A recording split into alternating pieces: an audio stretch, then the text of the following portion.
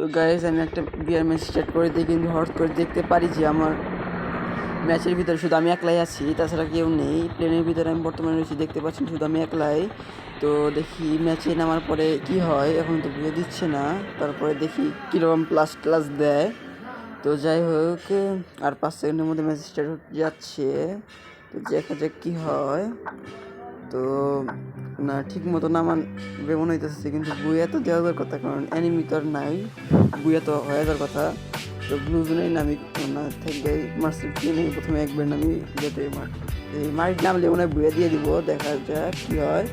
এখানে একবার ডাইরেক্ট নেওয়া পড়ি, কোনো অ্যানিমি নাই, মারিটটা খাওয়ার কোনো ভয় নাই। তো মাটিতে নেওয়া মাত্র বুয়া।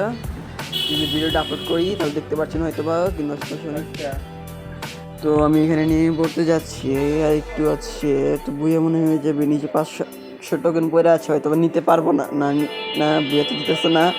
তো যাই হোক, টোকেন মোকেন নিয়ে নেই। ঘটনা হলো হয়তো বা অ্যানিমি আছে, একটাই মনে হয় অ্যানিমি আছে, কিন্তু কোনো গ্লিচ টিচ খাইছে মনে হয়, তারা বুঝতেছে না। হিলিশটা দেখি না, হিলিশ তো কেনা যায় না। কোনো অ্যানিমি নাই ম্যাপের ভিতরে, যা বোঝাইতেছে। কিন্তু মেডিকেটটা নিয়ে নেই, ফ্রি জিনিস সবসময় নিয়ে নেই। তো যাই হোক, এখন ফ্যাক্টরির দিকে যাই। অ্যানিমিটি নিমে আসে নাই, খুঁজি পুরো ম্যাপ করা।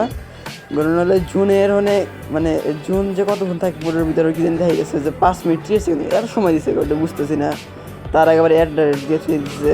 তো যাই হোক, ওইদিক যাই ফ্যাক্টরির দিকে যাই, দেখি কোনো অ্যানিমি আছে নাকি। যে এলাইভ অ্যানিমিতে একজনই দেখতেছি, কিন্তু দেখি কি করা যায়। ভাবতেছি গ্রেনেড দিয়ে মরমু। তো যাই হোক, তো যারা আজকের ভিডিও বন্ধু, সবাই ভালো থাকবেন, সুস্থ থাকবেন, আল্লাহ হাফেজ।